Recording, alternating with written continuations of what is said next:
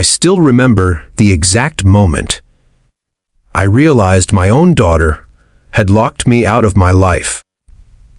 Because it wasn't when she handed me the key to that rusty shed behind the cabin. It was when I saw strangers laughing on my porch, dragging suitcases inside my home, while I stood there, holding a trash bag full of my clothes like I was the guest. I'm not exaggerating when I say my knees went weak. This was the cabin I built with my own hands, the place I planned to grow old in. And my daughter had turned it into a money-making rental and shoved me into a shed like an inconvenience. I need you to tell me honestly, before this goes any further, was I wrong for what I did after that, or would you have snapped too? At the time, I was 62 years old, widowed for almost a decade, and that cabin was everything I had left that still felt like mine. I had built it over 25 years earlier, back when my wife was still alive and my daughter, Emily, was just a little girl who used to chase butterflies in the clearing out front. The cabin sat on a quiet piece of land near a lake. Nothing fancy, but solid, warm, and filled with memories. After my wife passed, I poured myself into maintaining it. Every creak in the floorboards, every nick in the wooden table, they all told a story. I wasn't rich, but I was comfortable. I lived simply, paid my bills, and enjoyed the peace. Emily grew up, went to college, got married, and eventually moved back to town with her husband after things didn't work out. I was there for her when she needed a place to stay, no questions asked. Because that's what parents do, right? When Emily first brought up the idea of doing something with the cabin, I didn't think much of it. She said the area was getting popular, that people loved rustic lake cabins, and that I could make extra money. I told her I wasn't interested. I didn't need strangers in my space, and I liked my quiet life. She laughed it off and said I was old-fashioned. Over time, though, she kept bringing it up. She talked about websites, short-term rentals, how easy it would be, how I could just stay in the shed sometimes, when guests were around. I thought she was joking. The shed was a glorified tool shack I used to store lawn equipment and fishing gear. No insulation, no bathroom, no proper electricity. I told her flat out no. End of discussion, or so I thought. A few months later, Emily showed up with a clipboard and that look she used to get as a teenager when she thought she knew better than me. She said she had already listed the cabin online because opportunities don't wait, and that the bookings were incredible. I felt my chest tighten. I asked her what she meant by listed. She said she used her own account, her own photos, and that people loved the authentic, lived in feel. That phrase made my skin crawl. My home wasn't a theme. I told her to take it down immediately. She rolled her eyes and said I was being dramatic and selfish, that she was just trying to help, and that the extra income would be good for both of us. I reminded her that the cabin was in my name, built with my money. She shrugged and said, "Dad, we're family. Why are you making this so hard?" The first time it happened, she didn't even warn me. I came back from a morning walk by the lake and saw a car parked out front that I didn't recognize. Two people were unloading bags. Emily stood there smiling like a proud host. She told me they were staying for the weekend. I asked where I was supposed to sleep. That's when she pointed to the shed. She had cleaned it out, she said, even put in a small space heater and a camping cot.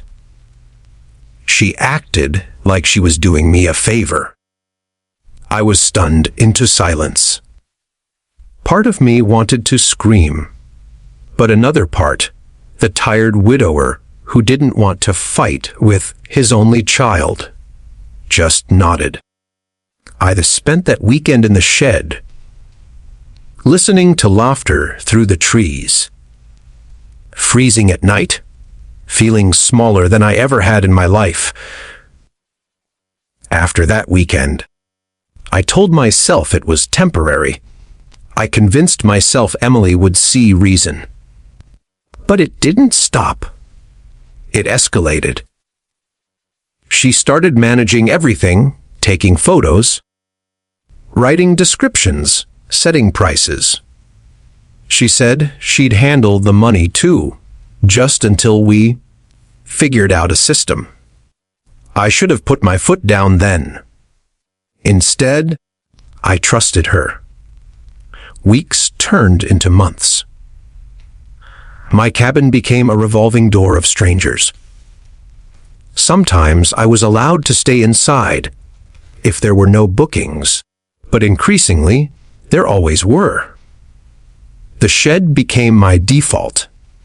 She added a lock to it, for safety, she said, and gave me a key. I remember staring at that key, realizing how symbolic it was. I no longer had full access to my own home. The money, by the way, never seemed to materialize for me. Whenever I asked about it, Emily would say there were expenses. Cleaning fees, platform fees, upgrades. She replaced my furniture with more marketable pieces, boxed up my belongings, and stored them in the shed with me. Family photos, my wife's old quilt, things that meant the world to me, all shoved into plastic bins. I felt like I was being erased from my own life, one booking at a time. Every time I tried to push back, she'd accuse me of being ungrateful or stuck in the past. She said I should be proud that my cabin was successful. Successful. That word tasted bitter. One night, during a particularly cold spell, the heater in the shed failed. I spent the night shivering, wrapped in that same old quilt my wife had made. In the morning, I knocked on the cabin door. A couple I'd never seen before answered, clearly annoyed. Emily had told them the cabin was entirely theirs. I wasn't supposed to disturb them. I went back to the shed and sat there for hours, staring at the walls, replaying every moment of Emily's childhood, every sacrifice I'd made, and wondering how it had come to this. I wasn't just hurt. I was humiliated. My own daughter was making money off my home while treating me like a liability. I started to notice other things too. She'd post on social media about being a property manager and entrepreneur. People praised her hustle, no one knew I was sleeping in a shed. Friends asked why I looked so tired all the time. I lied. I said I was fine. Pride is a funny thing. It keeps you quiet even when you're drowning. But deep down, something was changing. The sadness was turning into anger, and the anger was slowly hardening into resolve. I began paying attention. I read the messages she left open on her laptop. I learned how much she was actually making. It was far more than she ever admitted. I realized she hadn't just taken over my cabin. She had taken advantage of my trust. This is where I want you to pause for a second, because up until now, I'd done nothing but endure. I was living in a shed while my daughter cashed checks and played businesswoman with my life. So that was the situation I was in, and I had to make a choice. Before I tell you what I did next, I want you to seriously think about it and comment what you would have done if you were me. Would you have confronted her? Walked away? Taken legal action against your own child? Because whatever you think you do, I promise you, it's different when you're the one standing in the cold, locked out of your own home. I decided I needed proof, and I needed leverage. I started documenting everything quietly. Dates, names, screenshots, photos. I dug out the original paperwork for the cabin, the permits, the deed, everything with my name on it. I contacted a lawyer. Not because I wanted to destroy my daughter, but because I needed to understand my rights. Sitting in that lawyer's office, explaining that my daughter had relegated me to a shed was one of the most embarrassing experiences of my life. The lawyer didn't laugh. He didn't even look surprised. He told me plainly that what she was doing was illegal. That cabin was mine. She had no right to rent it out without my consent, and certainly no right to evict me from it. Hearing that was both validating and devastating. Validating because I wasn't crazy. Devastating because it confirmed that my own daughter had crossed a line she could never uncross. I went back to the shed that evening with a knot in my stomach. I watched another group of guests arrive, watched Emily greet them like a professional host, watched her lock the cabin behind them. She didn't even look at me. That's when I realized something else. She wasn't going to stop on her own. She saw me as an obstacle, not a father. And that's when I started planning the little surprise she never saw coming. But that part of the story, the moment everything finally came to a head, the confrontation that changed our relationship forever. That's something I'm going to tell you in the next part, because what happened after this was explosive, emotional, and irreversible.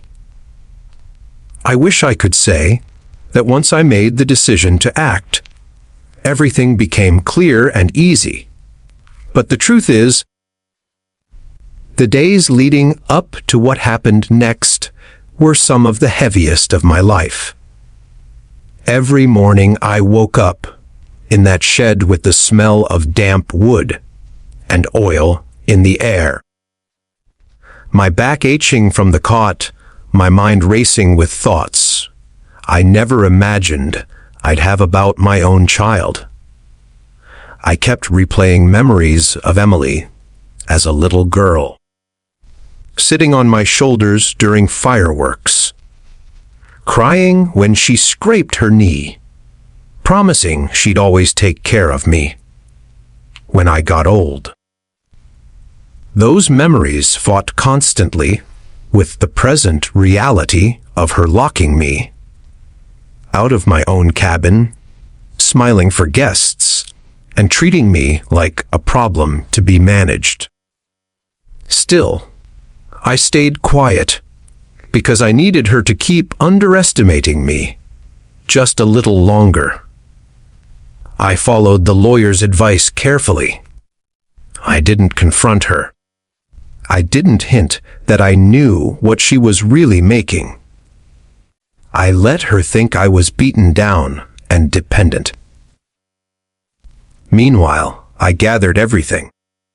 I took photos of my belongings boxed up in the shed, photos of the lock she'd added, screenshots of her listings, using photos of my home, descriptions written as if she owned the place. I even recorded a short video one night, standing outside my own cabin, explaining calmly that I was being denied access to my primary residence. Doing that nearly broke me, but I knew it mattered. The lawyer told me documentation was power. And power, for the first time in months, felt like something I might actually have again. Emily grew bolder as time went on. She started booking longer stays at higher prices. She talked openly on the phone about expansion, about maybe buying another property. Once this one really takes off. She never said, Dade's cabin. She called it the property. That hurt more than I can explain. It was like she had mentally erased me from the equation entirely. One afternoon, she told me she was thinking of converting the shed into a rustic bonus sleeping space, and asked if I'd be willing to stay in town with a friend for a while instead. She said it casually, like she was asking me to move my car. That was the moment I knew there was no salvaging this by talking. If I didn't draw a line now, I would disappear completely. The lawyer helped me file a formal notice. Not an eviction, not yet, but a cease and desist regarding the unauthorized rental of my property. We planned the timing carefully. There was a big booking coming up. A week-long stay at a premium rate. Emily had been bragging about it nonstop. She had already spent some of the money in her head. The lawyer told me that if I wanted maximum impact, that was the moment. I hated myself a little for thinking strategically about my own daughter, but I also reminded myself that she had done the same to me without hesitation. The day before the guests were due to arrive, I told Emily I needed to talk. She sighed dramatically, clearly annoyed, and said she was busy preparing. I asked her to sit down anyway. For a brief second, she looked like my little girl again, rolling her eyes but listening. I told her I knew how much she was making. I told her I knew she had been lying to me. Her face changed instantly. The defensiveness dropped, replaced by anger. She accused me of spying on her, of being ungrateful, of trying to sabotage her success. I told her calmly that what she was doing was illegal and that I had spoken to a lawyer. That's when she laughed. She actually laughed and said, "What are you going to do, Dad?" Sue me. There was no fear in her voice. She thought I was bluffing. I didn't raise my voice. I didn't threaten. I simply told her that the cabin was mine, that I would no longer be staying in the shed, and that the rentals needed to stop immediately. She stood up, furious, and told me I was ruining everything, that I was selfish, that she deserved this after everything she'd been through. She said she had planned a future around this income. I told her she should have planned it without stealing someone else's life. That was the first time I saw doubt flicker across her face, but it passed quickly. She told me to leave her alone and stormed out. That night, I went back to the shed knowing things were about to explode. The next morning, I woke up early and packed what little I had left into my car. I drove into town, handed the lawyer the final go, ahead, and we filed the paperwork that same day. Notices were sent to the rental platform. Proof of ownership was submitted. The listing was flagged and taken down within hours. I watched it disappear from the screen, my heart pounding. It felt surreal, like reclaiming a piece of myself I thought was gone forever. I didn't feel triumphant. I felt nauseous, because I knew what came next. Emily found out that evening. She showed up at the shed, furious beyond anything I'd ever seen. She screamed at me, accused me of betraying her, of choosing money over family. I told her quietly that I had chosen dignity.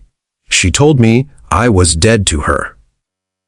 That cut deep, deeper than the cold nights or the humiliation ever had. For a moment, I almost apologized just to make it stop. But then she said something that changed everything. She said, "You should be grateful I let you stay here at all." That sentence snapped whatever was left of my hesitation. I told her she was no longer welcome on the property unless she came to talk calmly and respectfully. She laughed again, got in her car, and sped off. The guests arrived the next day to find the cabin unavailable. I wasn't there to see their reaction, but I heard about it later.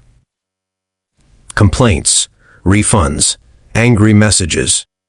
Emily's business collapsed overnight. Within a week, the lawyer sent her a formal demand to return any income earned from unauthorized rentals. That's when reality finally hit her. She called me crying, saying she hadn't realized it was that serious, saying she thought because we were family it didn't matter. I listened. I didn't interrupt. When she finished, I told her something I'd been practicing in my head for days. I told her that being family was exactly why it mattered more, not less. The aftermath was quiet and heavy. Emily moved back to town and cut contact for a while. I moved back into my cabin. The first night sleeping in my own bed again, I didn't sleep much at all.